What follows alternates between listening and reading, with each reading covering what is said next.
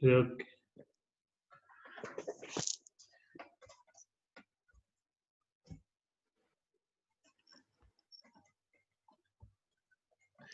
Si querés, Flor, podés retomar y yo voy sumando los alumnos. Perfecto. Bueno, entonces cierro lo que quería decir. Por un lado, todo este tema legal que tiene que ver con qué pasó que un banco público le prestó tanta plata a una empresa que no le podía devolver. ¿Dónde está toda esa plata, digamos? Y por otro lado está el tema de que esta empresa fue una de las principales aportantes de la campaña de Juntos por el Cambio. Entonces, si bien aportar una campaña presidencial es totalmente legal, lo hacen un montón de empresas, lo que se investiga ahora es, bueno, esta plata que le prestaba el Banco Nación, que la empresa le iba muy bien, que aporta a una campaña presidencial y pierde ese candidato al que la empresa apoyó y la empresa se declara en quiebra y no devuelve todo lo que pidió prestado. Esa es una investigación judicial que, bueno, que la tiene que resolver la justicia, pero lo pongo en contexto porque tiene que ver con cómo se derivaron los hechos. Entonces, lo que estableció el presidente ahora, esta semana, fue intervenir la empresa, por esto, porque se están investigando un montón de cosas, y porque, pero eso por un lado, la intervención. Pero por otro lado, lo que dice el gobierno es que va a mandar un proyecto de ley al Congreso para expropiar la empresa, que significa que el Estado se quede con la empresa. Eso significa expropiarla. La diferencia entre lo de Fernanda Vallejos, que dijo, che, si ayudamos a las empresas, quedémonos con sus acciones, y esto, hay una diferencia muy importante. ¿Por qué? Porque en un caso se habla de quedarse con una parte de una empresa, con acciones, a través de la ayuda. Eso el gobierno, como les contaba, finalmente dijo, son ideas locas, no lo vamos a aplicar. En el caso de Vicentín, es distinto porque se va a aplicar un proyecto de ley para expropiar la empresa. Es decir, no va a ser como con la idea de Fernanda Vallejo de si yo te ayudé con el programa ATP, me quedo con parte de tu empresa. No, en este caso se va a hacer vía Congreso de la Nación. Y por otro lado, la expropiación significa de que el Estado se va a quedar con la empresa, no es que se va a quedar con algunas acciones, se va a quedar con la empresa. Ahora, ¿qué pasa? Yo cuando vi el anuncio, lo primero que pensé fue, pero no eran ideas locas, no se trataba de ideas locas, lo dijo el presidente hace una semana. Este anuncio no es un poco contradictorio con eso. Y conversando con algunos empresarios de la industria de la alimenticia, me explicaban que lo que está haciendo el gobierno es salvando a una empresa que está quebrada. No es que, porque en general, cuando uno dice expropiación, piensa en una empresa pujante que le va súper y que el gobierno dice, me la quiero quedar, como por ejemplo ha pasado en Venezuela. En este caso, lo que me comentaban los empresarios y lo que dice el gobierno es, estamos salvando una empresa que está quebrada, o sea, la empresa, o sea, si no la salvamos nosotros, va a quebrar. Y se van a perder puestos de trabajo, los productores que vendieron las hojas nunca van a cobrar. Esa es como la principal diferencia. Esto es como la información. Tengo algunos reparos personales con el proyecto y algunos cuestionamientos, pero bueno, no sé si hace a este espacio y si no podemos ir con las preguntas, si quieren. Justo ahí se suma Melina, que es la que iba a hacer la siguiente pregunta. Así que Meli, si querés. Bueno, buen día, soy Melina y mi pregunta es, ¿cree que la tasa de desempleo disminuirá una vez que la situación actual se normalice? No, la tasa de desempleo no creo que disminuya, muy por el contrario, creo que va a subir porque, como venía diciendo, el PBI va a caer la actividad económica, va a caer el consumo, la producción, así que la tasa de desempleo va a subir y en algún momento va a dejar de regir este decreto de prohibir despidos. Cuando se levante ese decreto, yo pienso que va a haber muchas empresas que van a comenzar a despedir, y después, por otro lado, ahora la justicia está funcionando como hay muchas cosas cerradas, la justicia está funcionando más o menos, digamos, porque está funcionando a distancia y todo, y se prevé que cuando la justicia vuelva a la normalidad, va a haber muchos pedidos de concursos y quiebras de las empresas, y seguramente va a haber muchas empresas que van a cerrar, y esto va a implicar que muchas personas pierdan su trabajo.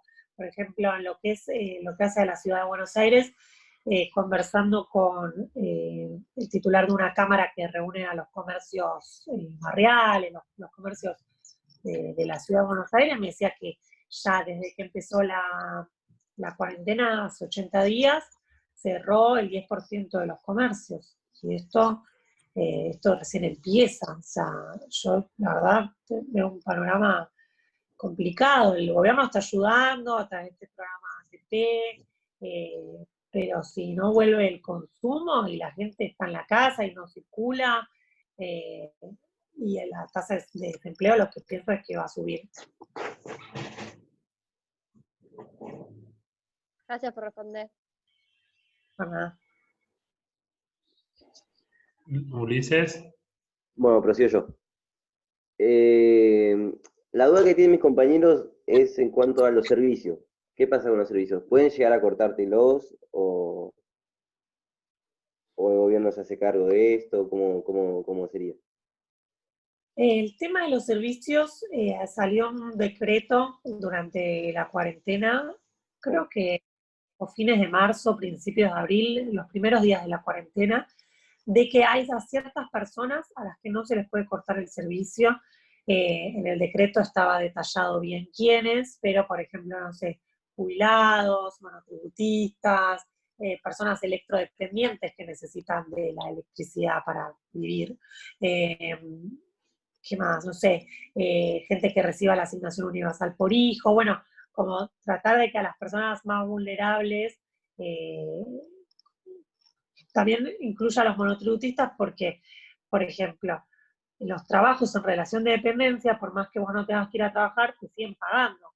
En cambio, un monotributista, si no tiene trabajo, o sea, un abogado, ponele, que trabaja por su cuenta, si no tiene trabajo, y ahora los tribunales están cerrados, o sea, no tiene trabajo, la persona no tiene ingresos. Entonces, se había establecido en este decreto, tendría que revisar bien a quiénes abarcaba, porque no era al completo de la población, pero sí había salido esto por decreto, y después se sumó otro nuevo decreto que tiene que ver con las tarifas de celulares también, de prohibición de corte, también para algunos sectores, también, y por otro lado, algunas empresas lo que sacaron es páginas web que si vos, por ejemplo, no estás en este listado de gente que no te pueden cortar, pero también tenés un problema, por ahí no recibís una asignación universal por hijo, pero igual necesitas que no te corten porque igual estás en problema. Algunos entes regulatorios del Estado sacaron páginas de internet para que uno pueda entrar y cargar cómo es su situación, que le cayeron los ingresos, qué sé yo, y así para que no te corten los servicios. Bueno, igual tarde o temprano en algún momento se va a tener que abonar los servicios, capaz, ¿no? Sí, es que Claro, no es que no es que por no te pagarlos, perdonan las deudas, digamos. no, o sea, que vos no lo pagues no significa que esa deuda desapareció. Esa Claro, deuda, el tema es que no te lo van a cortar, pero en algún sí, momento lo vas a tener que pagar. Algo que eso similar, es otra cuestión esa. claro, algo similar se hizo con el tema de los alquileres. Con los alquileres también sacaron un decreto que lo que dice es, si vos no podés pagar tu alquiler, nadie te puede desalojar. Te vas a quedar en tu casa.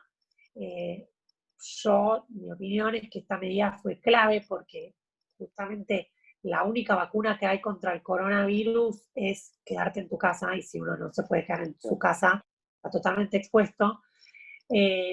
Pero este decreto de alquiler lo que dice es, si vos no podés pagar, no te pueden desalojar. Ahora, si vos estás pagando tu alquiler todos los meses, lo que nos pasa a los inquilinos, yo soy inquilina, es que cada 6 meses nos aumentan lo que tenemos que pagar de alquiler. Y a mí ahora me caía un aumento, y si vos no podés pagarlo, le podés decir al dueño, che, no te puedo pagar el aumento, te puedo seguir pagando lo mismo, pero no con el aumento. Bueno, se mantiene el precio. Esto tiene una fecha de finalización, que es el 30 de septiembre, pero como decía, que vos no estés, por ejemplo, que vos no estés pagando ahora, o que no pagues el aumento y que pagues lo que puedas, que no te puedo pagar 15.000 pesos, te pago 10.000. Todo esto es una deuda que se queda, no es que desaparece. Claro. Simplemente es un paliativo para que la gente no se quede en la calle. Pero el 30 de septiembre, o sea, el 1 de octubre, digamos, vas a tener que hablar con tu dueño y decirle, che, te debo de tal mes que no te pague la totalidad, tal mes no te pague nada, Claro. qué sé yo, ¿no? Y después vas a tener que pagarlo. Muchas gracias. Vuelvo yo. Viendo todo el mal momento que está pasando Argentina económicamente por la pandemia, ¿cómo ve el futuro industrial del país? Es decir, nuestro proceso de industrialización, que ya de por sí va lento, ¿cree que empeore todavía más o cree que podamos llevarlo bien? A ver, la industria venía muy golpeada en los últimos años, así que, bueno, está en una situación complicada el proceso industrial. Lo que se está viendo hoy en día con las industrias, bueno, primero van a estar complicadas, por un lado, por todo lo que ya veníamos hablando, de que va a caer el consumo. Entonces, una industria de automotriz va a estar complicada porque la gente no va a comprar autos porque básicamente o no tiene plata o dice, ¿para qué quiero un auto si todo está en mi casa? Entonces, por la caída del consumo, la industria va a estar complicada.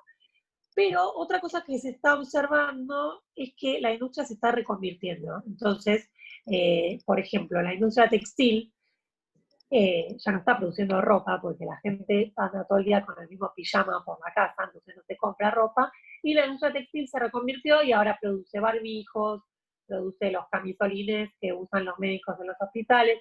Se está intentando reconvertir. Y otra cosa que se está hablando, que esto es más a futuro y hay que ver qué pasa, es que el mundo va a dejar va a abandonar un poco la lógica globalizadora y se va a cerrar, que los países se van a cerrar un poco más. Entonces, todo, o sea, esto estuve leyendo algunos análisis que proyectan de cara al futuro, pero lo que analizan es que las industrias les puede llegar a ir mejor porque los países se van a cerrar, se van a abastecer de sus propias industrias, y ya no va a funcionar tanto esta lógica de globalización. Pero esto no es de ahora, ya, mañana, sino que son algunos análisis que se están haciendo de cara al futuro. Entonces, sugiere que todos los países van a empezar a tomar medidas más proteccionistas y en lugar de exportar van a empezar a abastecer el mercado interno. Claro, eso es lo que se está hablando entre los analistas, esto, medidas más proteccionistas. Bueno, un poco las medidas proteccionistas ya las veníamos viendo. Hay una guerra comercial muy fuerte entre Estados Unidos y China. Estados Unidos con Trump, cuando asumió, se cerró un poco y dijo, nosotros vamos a producir nosotros, vamos a darle trabajo a los estadounidenses. Y eso es un poco la lógica que se viene viendo en los últimos años y que por la pandemia puede llegar a pasar. O sea, se está evaluando de nuevo si vuelve con el modelo que teníamos durante el peronismo, es decir, industrialización más de partes, químicos, etcétera, que se utilizan en el propio país. Sí, igual cuando uno escucha al ministro de Desarrollo Productivo, porque la parte económica está dividida en dos ministerios. Tienes el Ministerio de Economía, que está Martín Guzmán, que está más como encargado de temas de deuda, del presupuesto, como ese tipo de cosas. Y por otro lado tenés el Ministerio de Desarrollo Productivo, que está a cargo Matías Culfas, se llama. Y cuando uno lee como Matías Culfas, y está más en todos los temas de industria, producción, campo, cuando uno lee un poco Culfas, qué está en su cabeza, qué piensa, lo que él plantea no es una sustitución de importaciones, como ocurrió en el peronismo en plena posguerra, que bueno, los países se cerraron y lo que se buscó es tener industria local para suplantar las importaciones. Bueno, no se está buscando exactamente lo mismo, porque sería retroceder y volver al pasado, sino más bien es lo que habla de un concepto que es cadenas de valor. ¿Y qué significa esto? Si vos tenés un recurso natural, desarrollá toda la cadena de valor y concentrate en eso. Por ejemplo, Argentina tiene un sector agropecuario muy fuerte, muy importante, muy competitivo y que le va muy bien. Entonces, si vos sos bueno en el campo, el concepto de cadena de valor vendría a ser, bueno, en vez de exportar porotos de soja, desarrollar una empresa que haga harina, que haga algo más, que no sea exportar simplemente el bien primario, sino con mayor valor agregado. Ese es el concepto de cadena de valor. ¿Cómo? Nada, solo me sorprendí. Otro ejemplo que pongo. Argentina tiene litio, que es un mineral, tiene en el norte del país. Sí, acá se utiliza para las baterías de los teléfonos y los autos. Claro. Bolivia litio, tiene el 87% de las reservas mundiales, me parece. Sí, Argentina tiene, de la mayor cantidad de reservas mundiales, junto con Chile, Perú, o Chile, bueno, no me acuerdo, pero Argentina tiene mucha cantidad de litio. El litio se exporta en forma primaria, es decir, se lleva el litio de acá y en Alemania se hacen las baterías de los autos. La idea de cadena de valor, ¿cuál es? Es decir, yo tengo el recurso, Argentina tiene el litio, bueno, en vez de venderlo y que después en Alemania se hagan las baterías de los celulares y vos después importes la batería, bueno, desarrollemos valor en esa cadena, es decir, hagamos las baterías acá. Son dos ejemplos que pongo, esto de cadena de valores, que es lo que siempre se lo escucha. Entonces, mi opinión es que no se viene una sustitución de importaciones y Argentina produciendo absolutamente todo, porque estamos en una lógica de globalización y es imposible producir todo, o sea, no puedes producir todo, un avión, todo, o sea, no se puede, sino que ir a una lógica de cadena de valor. Eso es un poco lo que yo veo, intentando decodificar un poco la mirada industrial de Matías Pulpo. Muchas gracias, Paula. Bueno, la siguiente pregunta es, ¿cómo ves la situación actual de Argentina luego de manifestar querer alejarse del Mercosur? Eso fue una manifestación que se hizo, sí, pero que luego se volvió atrás. O sea, lo que pasó es que el Mercosur estaba, ¿cómo era? Estaba haciendo algunos arreglos por algunos acuerdos comerciales de libre comercio, porque los países que conforman el Mercosur, Argentina, Uruguay, Brasil, comercian entre sí de forma libre, o sea, sin aranceles. Lo que estaba analizando el Mercosur era hacer algo similar con otros países, o sea, acuerdos de libre comercio con, no sé, Corea del Sur, por ejemplo, era un país. Entonces, que vos le puedas vender a Corea del Sur sin aranceles y que ellos te puedan vender a vos sin aranceles. Bueno, eso es lo que se estaba discutiendo en el Mercosur, y Argentina lo que dijo es, yo me salgo de esa discusión, ustedes síganla si quieren, pero yo me salgo. Al tomar esa decisión, lo que estás haciendo es bloquear la discusión, porque para que una discusión en el Mercosur se apruebe, todos los países tienen que estar de acuerdo. Entonces Argentina, al salirse, es como que eso iba a quedar en la nada. Finalmente, Argentina volvió a la discusión y no es que se salió del Mercosur, simplemente fue por un tratado de libre comercio en particular, que fue con Corea del Sur, también con otros países, pero Argentina sigue siendo parte del Mercosur, se echó atrás, digamos, de esto que había anunciado. Mi mirada es que lo que hay que hacer es reforzar el Mercosur, no debilitarlo, porque a Argentina le es muy beneficioso el Mercosur, porque sus principales socios comerciales, como por ejemplo Brasil, están en el Mercosur. Entonces, pues, Argentina, sus mayores exportaciones industriales las hace en el Mercosur. Entonces, a ver, cuando hablamos de economía, no hablamos de cosas buenas o malas. O sea, no es bueno o malo el libre comercio, porque a veces uno dice, no, el libre comercio es malo, nos perjudica. Y otro dice, no, hay que ser más abiertos, abrir más la economía. En economía no hay buenos o malos. Lo que hay es ganadores y perdedores. Y en el caso del libre comercio, lo que hay que ver es en qué beneficia y qué perjudica a Argentina. ¿En qué beneficia que uno pueda hacer un acuerdo de libre comercio con otro país en poder vender lo que vos sos competitivo? Argentina, el agro. Pero si vos haces un acuerdo de libre comercio, tenés que bancarte que el otro país te venda lo que es bueno. Argentina quiere desarrollar su industria, como por ejemplo la industria automotriz y otro tipo de industrias, y lo que se veía venir es que con un acuerdo de libre comercio con un país tan industrial como Corea del Sur, podría ser perjudicial para la industria nacional. Pero, como les digo, esto no, cuando ustedes ven estas noticias, traten de no ponerlo en bueno o malo, sino en ir más allá y decir, ¿por qué para Argentina es bueno? ¿Por qué sería malo? Como tratar de ver las dos miradas y no quedarse con un título de un diario o con una idea, con un preconcepto, digamos. Voy a buscar un poco de agua, pero ustedes sigan. ¿Qué medidas se deberían tomar para incentivar el consumo después de la cuarentena? Siendo que muchos comercios cerraron y habrá un nivel muy alto de desempleo. Bueno, medidas para incentivar el consumo. En principio, tiene que ver con que la gente tenga trabajo y por ende tenga ingresos.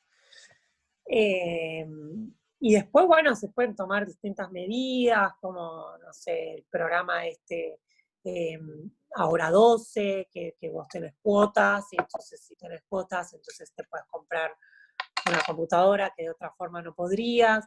Se puede aplicar créditos, como por ejemplo, estuve escuchando que se estaba analizando que el gobierno financie créditos baratos, o sea, que vos tomes un crédito y que cuando tengas que devolverlo, la tasa de interés no sea tan alta. El gobierno está analizando dar créditos baratos a motos para que la gente compre motos. Bueno, son políticas que podría aplicar el gobierno o que también podría aplicar el sector privado, como esto, financiar el financiamiento, créditos, pero lo principal es el ingreso, que la gente tenga un ingreso, y para tener un ingreso tenés que tener trabajo, y también dar, que no haya tanta incertidumbre, que uno no tenga miedo de lo que... El consumo es muy de expectativas, o sea, yo suponte que tengo la plata ahorrada para comprar un auto, que no la tengo, ojalá la tuviera, pero en este momento no sé si me lo compraría, porque no sé qué va a pasar mañana, no sé si voy a seguir en mi trabajo, entonces las expectativas hoy del consumidor son negativas, porque no sabés qué va a pasar mañana, no sabés si te vas a tener que quedar en tu casa para siempre. Entonces, ante esa, por ahí, no sé cómo puede hacerse para dar incertidumbre en este contexto de pandemia, pero eso también podría llegar a influir.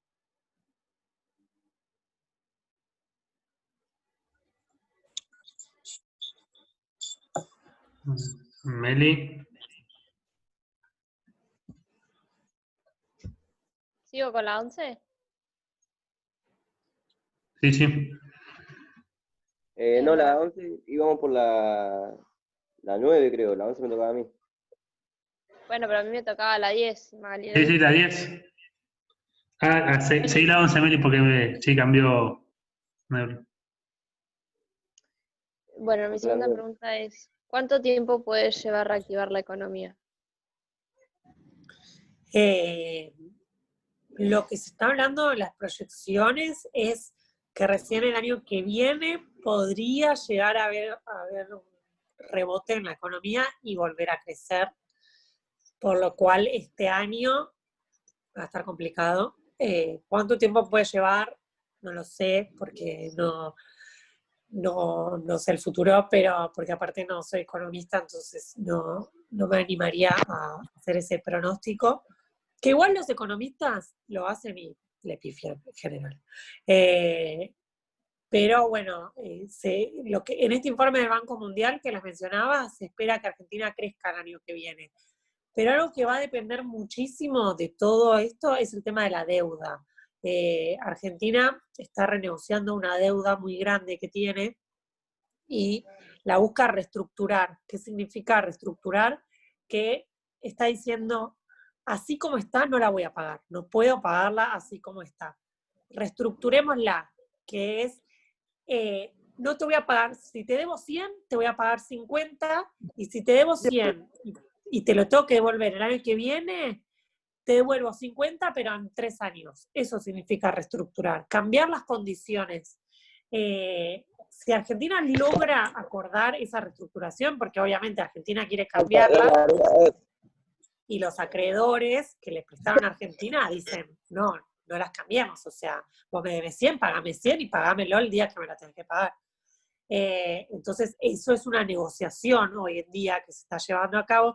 Si hay un acuerdo ahí, se espera que Argentina, y bueno, obviamente todo atado a la pandemia, que podamos terminar con la cuarentena, que no exploten los casos, porque si nos transformamos en Brasil o Chile con una cantidad de casos terribles, eso va a posponer todo que vuelva a la normalidad. Así que todo va a estar un poco atado, primero a la pandemia y cómo se desarrolle, y segundo a la deuda.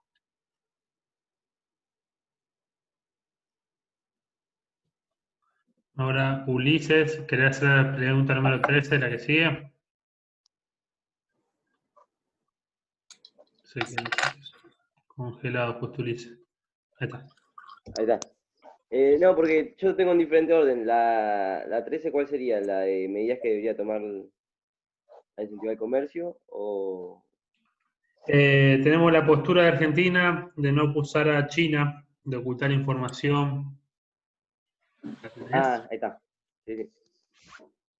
Bueno, sí, la pregunta es, la postura de Argentina de no acusar a China de ocultar información sobre el origen del coronavirus.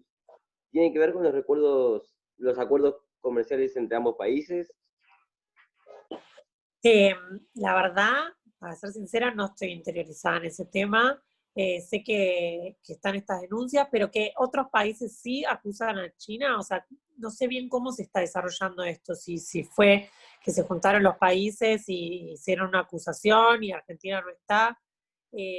Sinceramente no estoy interiorizada en ese tema, pero no o sea, la verdad Argentina hoy en día el principal, lo único que puedo decir para responder es que hoy en día Argentina y China es el principal socio comercial de Argentina. Históricamente siempre fue Brasil, pero por la pandemia y por cómo cambiaron las relaciones comerciales en los últimos meses, se transformó en China el principal socio comercial. No, o sea, no por esto estoy relacionando y estoy diciendo, seguramente por esto no lo haya acusado, porque no estoy en tema, pero para que sepamos, China se va a volver un aliado estratégico de Argentina y seguramente esto siga creciendo, y que no les extrañe que empecemos a dar noticias de que China compró una empresa o que hizo una determinada inversión, y ese tipo de cosas vamos a empezar a verlas seguramente. Muchas gracias. Un poco con el tema respecto a China y el socio comercial, es con el que más crecieron las relaciones según los datos del INDEC, porque el 50% de las exportaciones crecieron con China. Es verdad que bajaron un poco las importaciones que tenemos con él, pero no se está importando mucho de por sí. También cabe aclarar que el embajador de China es uno de los únicos 3 que tenemos trabajando en el exterior, y hace poco creo que habían abierto un consulado nuevo o algo así. Claro, sí, porque muchos embajadores siguen en Argentina. Eso también. Solo tenemos 3 actuando en el exterior, que es el de Francia, porque Francia es el que está llevando el acuerdo comercial con el Mercosur, el de Estados Unidos, porque es Estados Unidos, y el de China, justamente por esto de que es el nuevo socio comercial que tenemos. Claro, sí, sí, sí. Gracias, Pablo. Ahí ya nos quedan los últimos minutos. Es cerrar. La otra vez cuando tuvimos la otra charla con otro periodista, con el otro Sexto, hicimos una pregunta con relación a su área, que era el periodismo, y ahora te pregunto desde el área de la economía, ¿qué cuestiones positivas podemos encontrar a nivel empresarial a futuro que producto de la pandemia? Es decir, ¿qué cosas vamos a poder fortalecer o destacar o aprender de esto? Bueno, Eh, yo. Qué difícil. No sé, a nivel empresas la verdad es que están tan complicadas que no sé bien hoy qué pueden estar pensando de sacar positivo de la pandemia. Sí, lo que se observa es esto, muchas empresas reconvirtiendo sus perfiles, como por ejemplo las textiles, que ya dejaron de hacer remeras para hacer camisones para los enfermeros de los hospitales. Puede ser esta reconversión, pero sinceramente, o sea, hoy la cabeza del empresario está en cómo pagar los sueldos, cómo pagar el aguinaldo que se paga ahora en junio, porque las empresas estuvieron cerradas mucho tiempo, recién ahora comienzan a abrir algunas y están trabajando con muchos protocolos. Las fábricas hicieron una inversión muy grande en protocolos por el tema del coronavirus. Así que, no sé, voy a pensar y si se me ocurre algo te manda y repasas a los chicos. Gracias, Flor. No sé si alguno de los profes quiere hacer una pregunta en los últimos minutitos. Si no, ya le vamos dando el cierre a Flor. No sé si Ana, Pau, Clau. Bien. Primero, Flor, agradecerte toda la predisposición tuya desde el principio. Sé que... Podría vos. decirle Sí, que Pato. nos haga un cierre, que por ahí, viste que ella dijo, vos al principio, Florencia, hola, soy Patricia, secre del cole. Vos en un principio dijiste que estudiaste periodismo y después te llevó a estudiar economía, ¿no? Empezó así tu charla, ¿no? Y le dijiste una frase que está buenísimo, no se lo pierdan. Bueno, ¿vos qué consejos le darías a ellos que justamente su orientación es en economía? ¿No? ¿Qué te llevó, además de periodismo, seguir economía? Perdón, Emma, pero bueno, me No parece hay problema, Pato. importante esto para que ellos vean Suma. también por qué es economía, ¿no? Lo que elegiste. Podrías haber elegido espectáculos, ponele. Claro, sí. Bueno, yo primero estudié periodismo porque me gustaba escribir, pero después cuando fui viendo en periodismo, podés dedicarte a judiciales, policiales, espectáculos, hay un montón de ramas, política, y la que a mí más me gustaba era economía.